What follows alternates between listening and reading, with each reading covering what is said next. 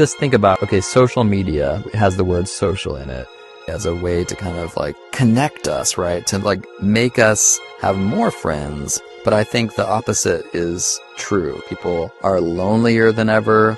I don't think social media has helped with that. I think it's hurt that, because now we get the illusion of being socially connected without the actual substance of real human to human connection.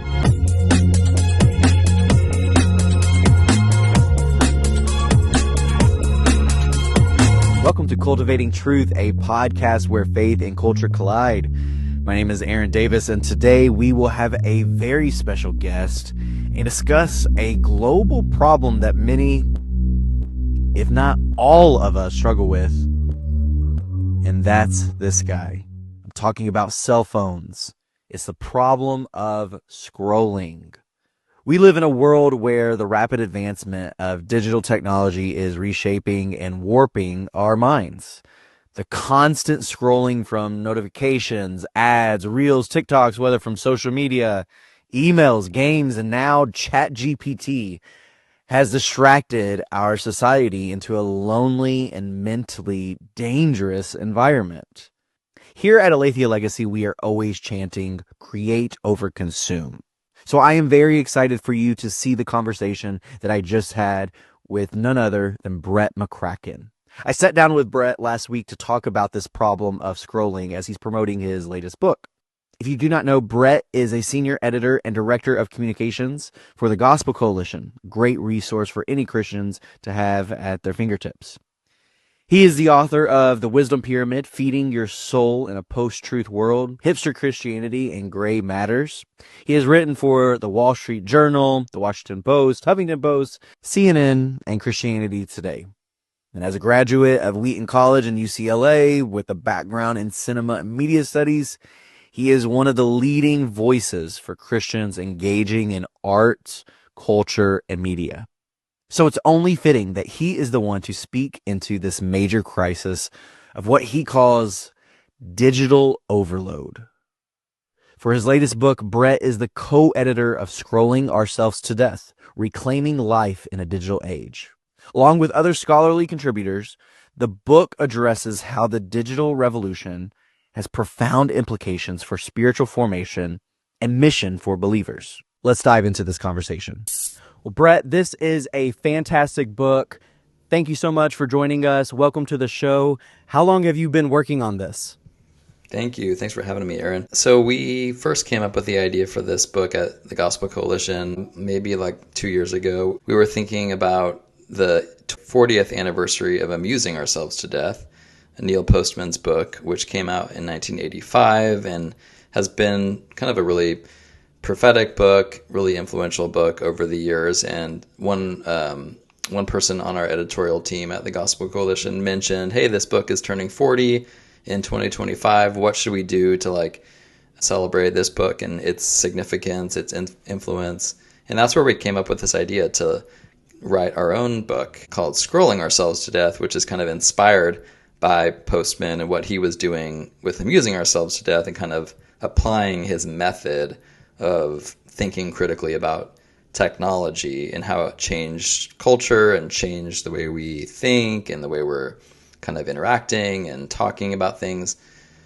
What would it look like to take his wisdom on that and apply it a bit more to our current technological environment, social media, scrolling, smartphones, etc. So that was the idea. And once we kind of landed on the idea of doing a book, it probably took about a year of putting it together with the kind of lineup of contributors, coming up with the topics that each of them was going to write about in their chapters, and then editing their chapters, putting it all together in a cohesive book, and then partnering with Crossway as the publisher of it. So yeah, it was probably about a year of like production, and it just came out in April. So now we're just doing podcasts and talking about it and trying to get the word out about it. Yeah. What can you tell me about the contributors? Because there's a lot of great pieces and different perspectives that are going into this argument. Yeah, I think that's one of the strengths of this book is it's not just me and my perspective on technology. We kind of wanted to accumulate some of the best and brightest Christian thinkers who are thinking about technology and culture right now. So we have great people like Patrick Miller, Jay Kim, Jen Pollock Michelle, Joe Carter, Colin Hansen, a number of others, and I think about 15 total contributors. And I think it makes the book just more interesting to kind of have different perspectives with slightly different passions and areas of emphasis. But we're all connected on Postman as like an inspiration for helping us today think more critically about the technological environment we're in and how we as Christians should be thinking about it.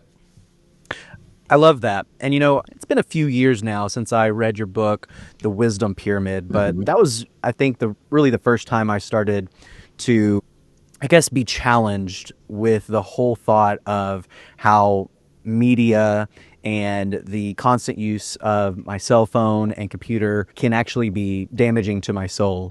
So I thought that was a fantastic book. And so whenever it was announced that you were working on this, I thought that was a good, kind of almost like a part two of sorts. Let's go a little bit deeper on this subject. It seems like, though, this has been maybe a theme for you, as you have been a leader. You're talking about Postman being a voice back in the 80s, and you have now being a voice for this topic. When do you think this really started to poke at your heart and steer you in this direction? Yeah, I think part of it is just being kind of a millennial and growing up, remembering life before the internet and before digital media, but living most of my adult life in the internet age and in the digital age, and just seeing how much has changed and how much everything in culture, everything in the way we interact with the world has been changed. I think I've been a witness to that in my own lifespan. And unlike digital natives, Gen Z, who's grown up all they've ever known is the smartphone, I think they don't have the perspective to know kind of exactly how much has changed with how we think, how we talk, how we socially interact. Like they've only known the era of social media and scrolling. And so I think the reason why it's such a burden for me is I've seen how much has changed. I've seen how much has been lost. Certainly some things have been gained. And there's been some good that has come from digital technology, of course.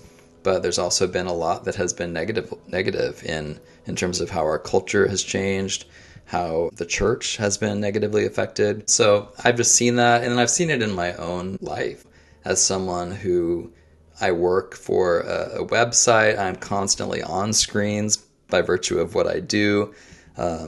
I've just seen how it kind of wears on you to live through screens and interact so much with screens. I've felt the deprivations of that, and just wanted to give people tools to live better, to have kind of healthier rhythms in their life so that they're not only being formed negatively by these technologies. Yeah, and I think that that's a very helpful perspective. You're not necessarily one who's completely off the grid. As one who keeps up with your articles with the Gospel Coalition, you're always updating us with, a big name Hollywood movie or an artist who is maybe making a big cultural impact. And I think that's always been helpful. So you being the one to speak into this, I think has been very encouraging, because I can go into my church and I can hear the senior saints, going off about us always on our phones and whatnot. But I think it's been very helpful that you've been able to break this down, and even to be able to understand the differences between our upbringings. Mental health is a big topic over the last probably roughly 10 years. And the book touches on this concept of digital overload. How do you think digital overload and mental health are connected? I think there's a huge connection there. I talk about this in The Wisdom Pyramid in the first chapter, which I think is literally called Information Overload. In that book, I pinpoint 3 dynamics of the information age that are making us spiritually unwell. And it's too much information overload, too fast of information, kind of the speed with which we're just kind of dizzy by how fast everything goes, and then the orientation of information around individuals, kind of everything being tailored to individuals. And I think each of those 3 things is causing negative formation, but the information overload, I think, has probably the most direct connection to our mental health plummeting. And there's actually just kind of simple brain science that is showing why. And it's essentially that our brains have never been bombarded with as much stimulation as they are in today's information overloaded digital world. And our brains weren't created to bear that amount of informational burden. And so what happens on kind of a chemical level with your brain is when your brain is spending all day, every day, just kind of like trying to keep up with all the inputs, trying to kind of constantly triage, like, okay, where do I file this? Like, how do I categorize this tweet and this TikTok video and this headline and this? And like everything is just coming at our brains in this very fragmentary, very disconnected feed. And if you think about it, that's how we interact with the world. It's these feeds of information that are not part of like bigger narratives. Information is not presented to us in a coherent way. It's like a headline about politics next to a video of a cat doing some funny thing, next to like a meme, next to like an AI generated video. Like our brains are just like, what do I do with this information? And so what's happening is our brains are spending all of its energy doing that kind of like surviving, just kind of like processing information and filing it away, that there's no energy left for the deep kind of critical thinking of like evaluating the information and reflecting on it critically and kind of asking questions about like the integrity of the information and how it connects with this. And so if you feel like people are losing the ability to like think critically in the digital age, like you look around and you're like, are we just like unable to think well in anymore? There's actually science that's backing up why that's the case, because our brains are just too overwhelmed with the glut of information to actually have resources available to synthesize that information. And there's also science about like how our brains are losing the ability to recall information and to focus for long periods of time.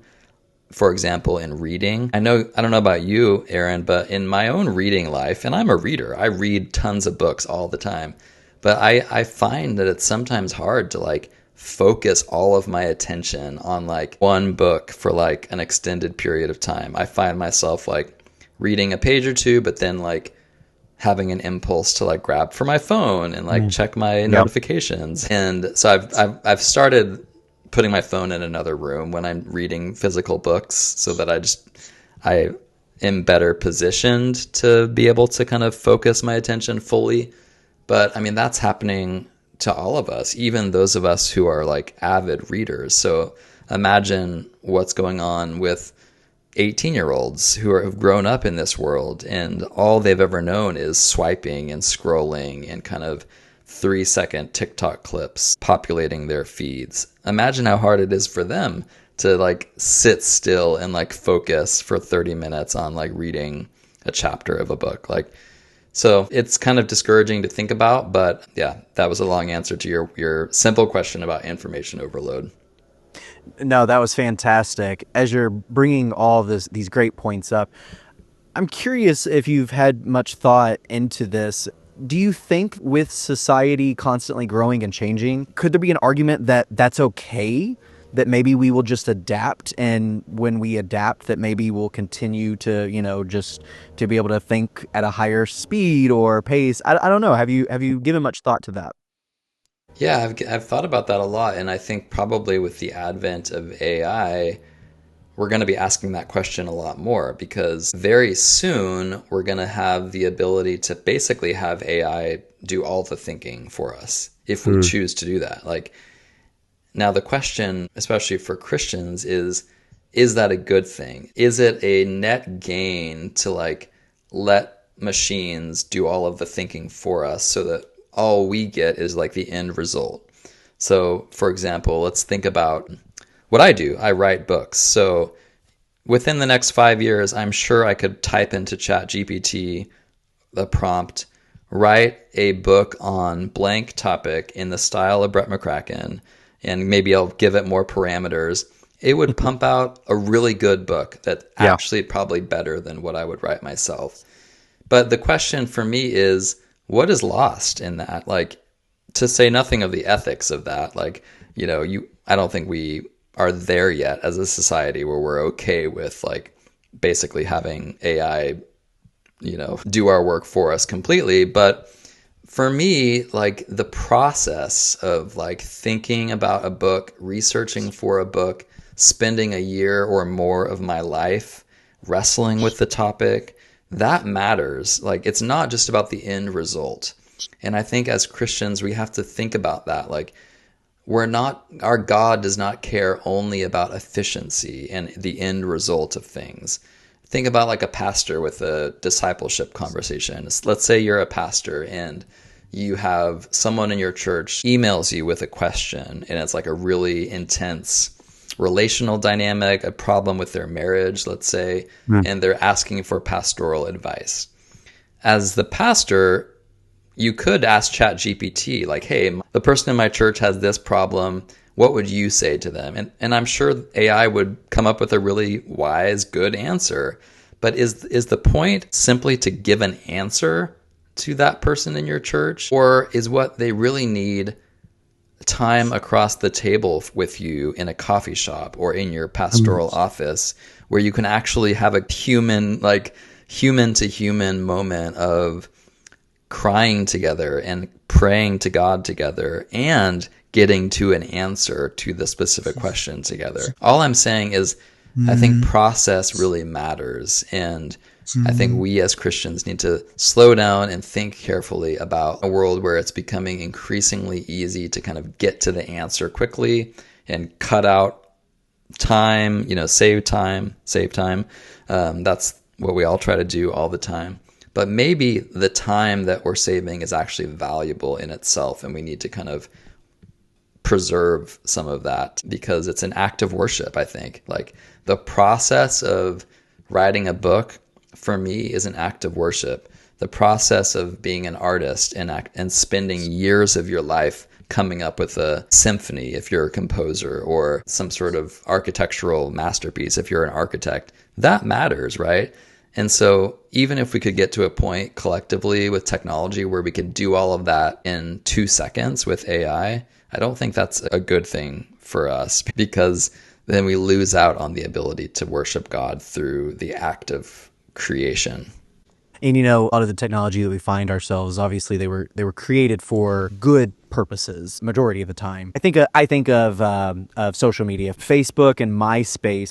I was actually on MySpace before I was on Facebook, but it was, I think it came out as I was going into high school. So it was a part of my whole, coming of age. MySpace is old school. I had forgotten about MySpace, but you just reminded me. I know, I just dated myself. But it was like, I entered high school, and as I'm thinking about driving, we're also now being introduced with computers to be able to create your profile and be able to connect to people. I just left middle school, and I was being able to connect to people that were in my middle school, but I was still at the age where if you were like 12 or under, you were too young to be in social media, right? Yeah. And at this point in time, the older adults weren't really getting on it. It wasn't until a little bit later, like my parents and grandparents. But at one point, I remember just thinking how amazing social media can be for society. So I'm going to ask you a personal, just hot take. I'm going to put you in a corner. You can do with it what you want.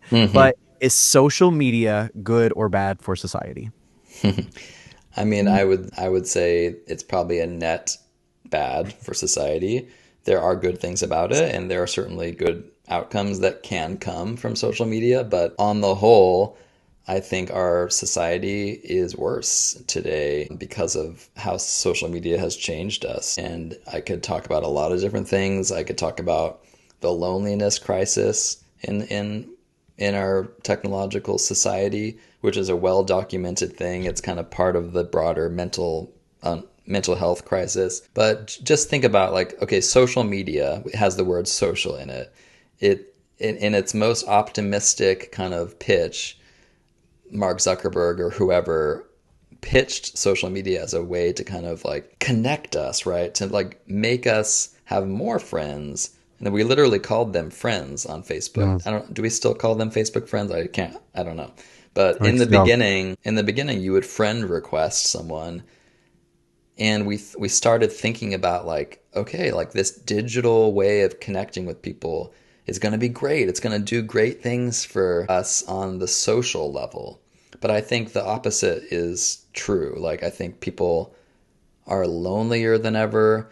People don't have, they might have 1,000 digital friends or more, but they have fewer actual, like in real life. Like I can go over to their house and cry with them and hug them, and like, Mm. they have fewer of those type of friendships. And that's a bad thing. And I think we've all probably had the experience of like realizing, man, like the social media dopamine rush is real. Like it actually feels really good to like post something and get a lot of likes, but it's not satisfying on a soul level in terms of like, I think we all intuitively know that far more satisfying than all the like likes that our online presence could accumulate is like an actual like tangible friend who like knows me, knows the full me, and actually can like be there in every up and down of life.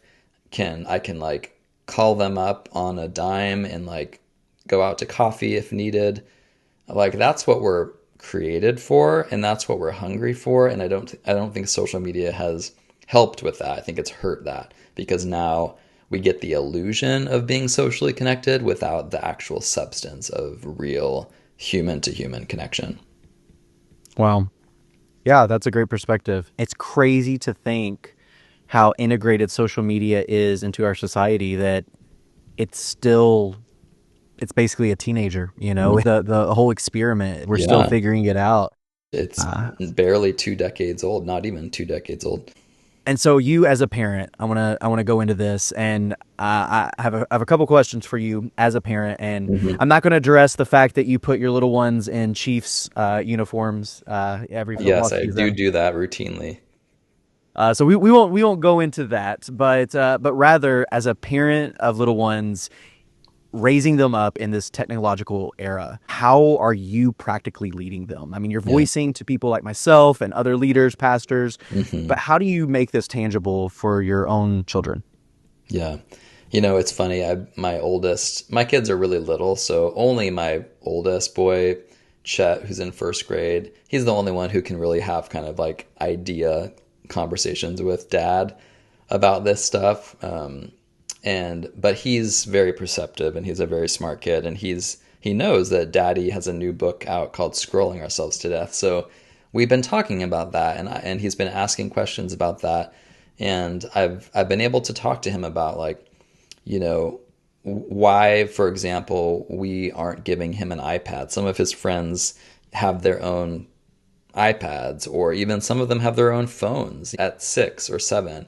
No. And so he's naturally asking, like, Daddy, can I have an iPad? And we're like, no. And here's why. Like, this can become addictive. And so I've had to like unpack that word for him. Like, what does that mean? And like just this weekend, I was saying it was a beautiful weather weekend. It was a holiday weekend, Memorial Day, and we were playing outside a lot. And I was telling him, like, this is why we don't let you have iPads, because there's so much to do outside in the beautiful weather that God created.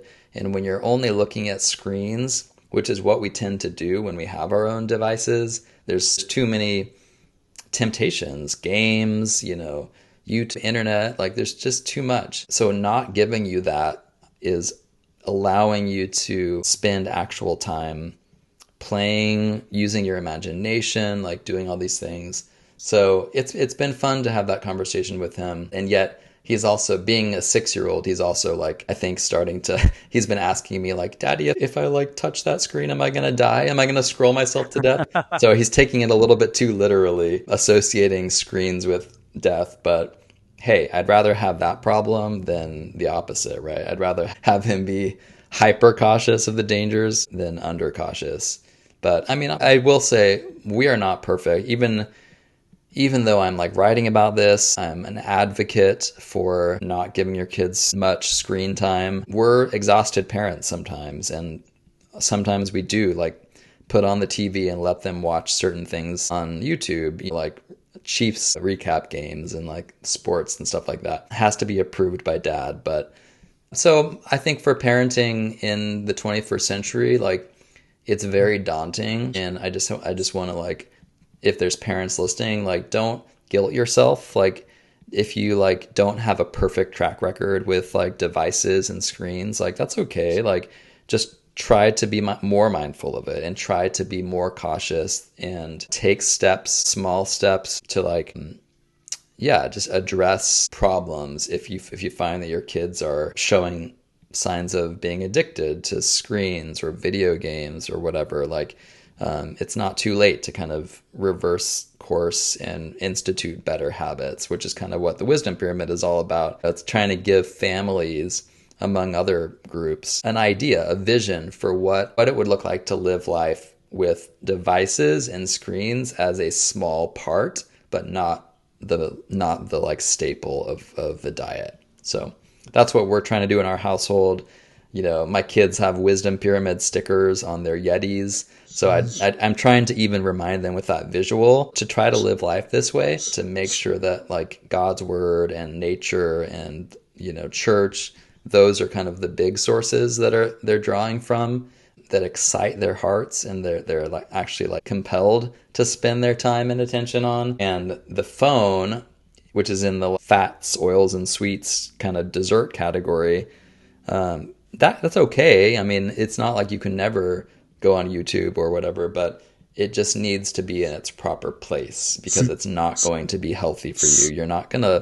You're just not going to be a happy person if your face is in a screen your whole life. And I think ultimately that's the message I want my kids to just internally know is, I'm not going to thrive. I'm not going to be a happy person. I'm not going to be a socially mature person if I'm just hunkered down in my dark bedroom looking at my screen all the time. Well said. And I agree. It can be very difficult. You know, whenever I was younger, as a kid, I knew not to drink, not to cuss, not to smoke, don't run around with the knife. Yeah. The basics. And, yeah. You know, the basics. And I have found it to be very difficult and challenging, even whenever I'm communicating with others, family members, friends who my kids might be around.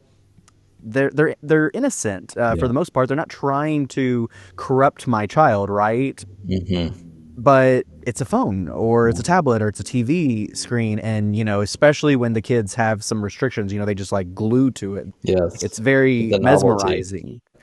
And there's this gray scale to where, well, I'm not saying that you're bad because you're on it, or I'm not saying so-and-so is bad. And breaking that down to a child, it can be very difficult. Yeah. We have found that.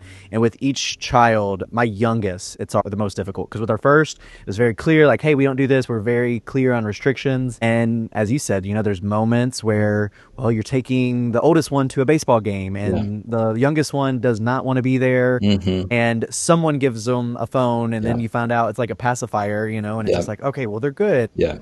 And then you're like, no, it can do so much more damage. So it can be very difficult. And I thank you for being honest on that.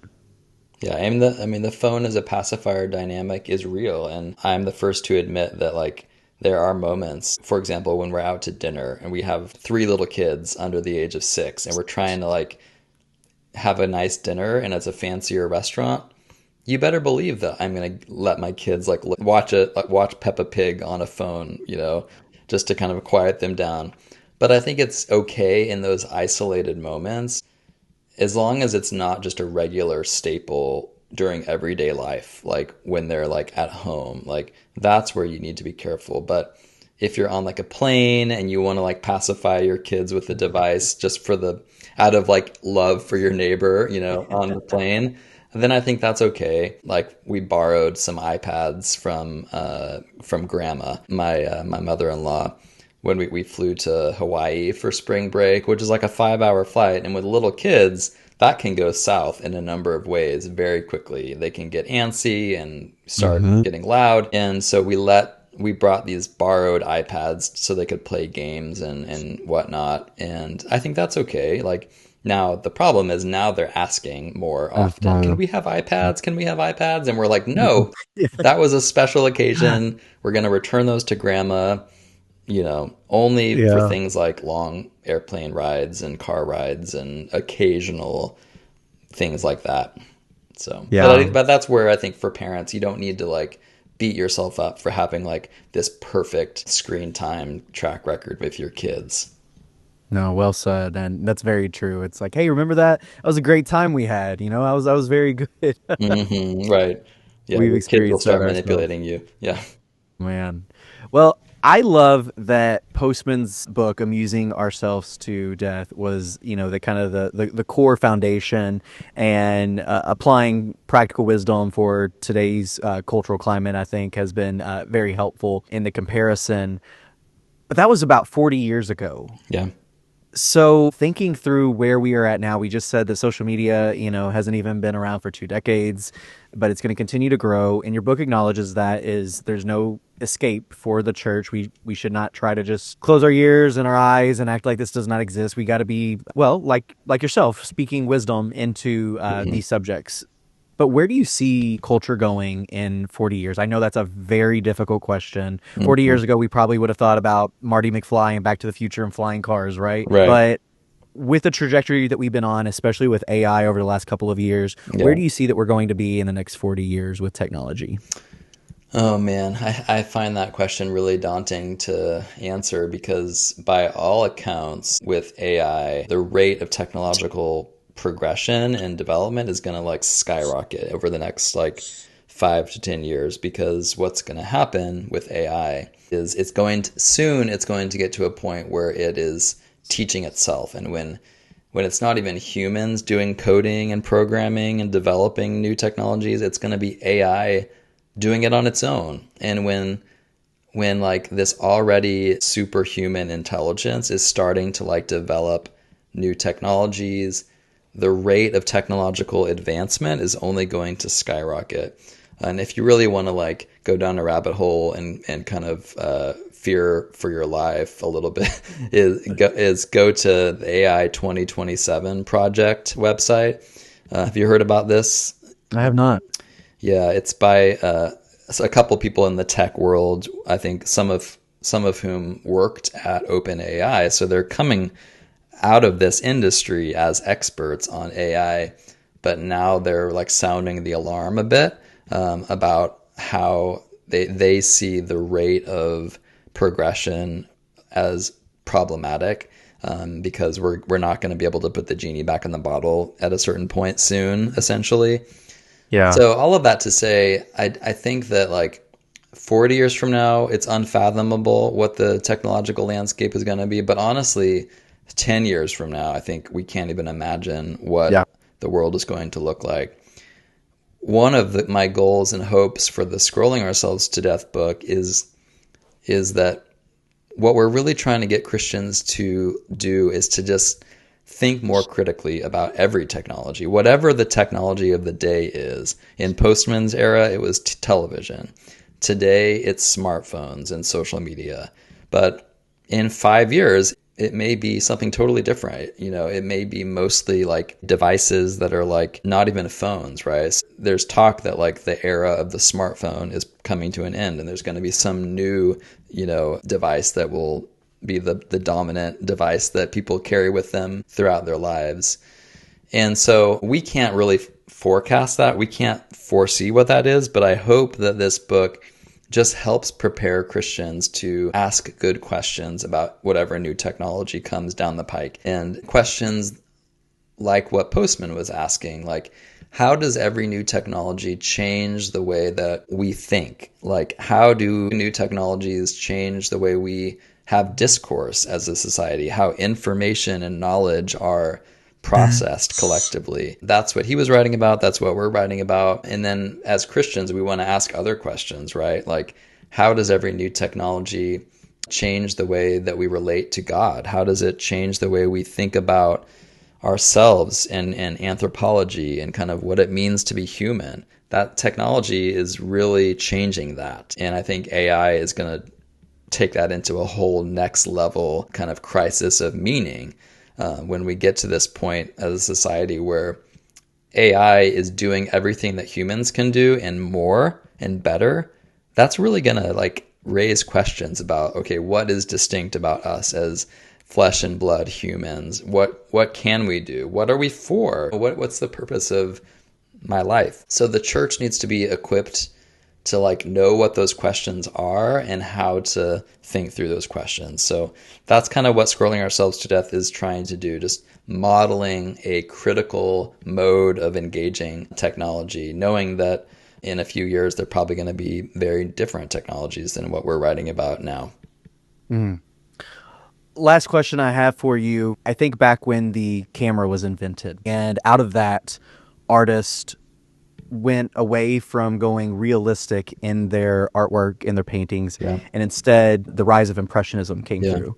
And we got to see artists, compete with the camera and being able to view the world in a different way. Do you have hope with a similar light that us as human beings might do what the Impressionist painters did when the camera came about? Yeah, that's a good question. And I think there probably will be some of that happens. Like, for example, with AI, like my mind goes to like how quickly AI can create legitimately beautiful art. And I think that there probably will be some kind of corollaries to what Impressionism was, like new forms of human creation that are kind of playing with and interacting with the AI kind of mode of creation that's going on. So I think, yeah, there probably will be some interesting inspiration that comes from it. I'm still probably largely worried and a little bit dystopian on the net effect of this, because I do think that there's going to be a crisis of meaning for humans fairly soon, where even the act of creation is going to be something we really have to wrestle with and justify. Like, what's the point? To go back to what I was saying earlier, what's the point of me laboring for a year or more of my life to write a book on a certain topic when AI will be able to write that book in 2 seconds and have it be full of all the things that I would have said? Like, let's think of architecture. Like when you can like have AI basically develop a skyscraper in a cool design with all the logistics perfectly engineered in 5 seconds, what does that do for architects, right? And their reason for existing and the purpose of their vocation. And so just repeat that thought experiment literally in every profession, in every area of work and vocation. And I think we're going to have to deal with some major existential questions in the near future. And so, yeah. So, yes, I think if there's some like impressionism that comes in terms of like, oh, a new technology, it makes us create in a new way. Yes, there'll probably be some of that, but I'm more worried about the like major existential questions that we're going to have to reckon with. So let's leave on a positive note. Yes, what are we to do as believers in the midst of all this? Yeah. I mean, I think we just have to go back to the basics of like living as incarnational beings in a specific place, right? Like, I think as believers, we need to recover a theology of embodiment and place in this virtual world, which can be so daunting and increasingly kind of scary to think about. Like, just do life well on your local level, like in your local church, with your family, with your neighborhood. Be the hands and feet of Christ in the place he has you, right? That's a theme that we come back to again and again in Scrolling Ourselves to Death, is the importance of, quit kind of looking at your phone all day and being a digital spectator, and be engaged in the physical stuff of life. Like, get off your phone and get to work, basically, like in your neighborhood, in your city, in your family, in your church. And just do the things Christians have done for centuries, for millennia. Be like Jesus to those who are in your sphere of influence, and be okay with a small sphere of influence. That's another temptation of the digital age. Every one of us is constantly tempted to have a big platform and to become an influencer. That's like the most desirable job for like kids in high school today. They want to be like YouTube influencers. But I think it's so much more fulfilling and satisfying as humans to have real, tangible influence in the lives of 100 people or less who you can actually know and see and break bread with. That's so much more fulfilling than having millions of followers who you are influencing, but you don't know them and they don't know you, and there's no real human to human connection happening. So I think as Christians, that needs to be something that we reprioritize in the age of virtual space. Let's prioritize actual physical embodied space, and let's prioritize a form of influence that is like a mustard seed, right? The kingdom is like a mustard seed. It's small, it's hidden, it's not going to make headlines. It's not going to be something that the world sees on CNN, right? It's going to be quiet. It's going to be, the impact is going to be person to person. And it's gonna be unseen, but that's where the fruit of the kingdom of God is most healthy, I think.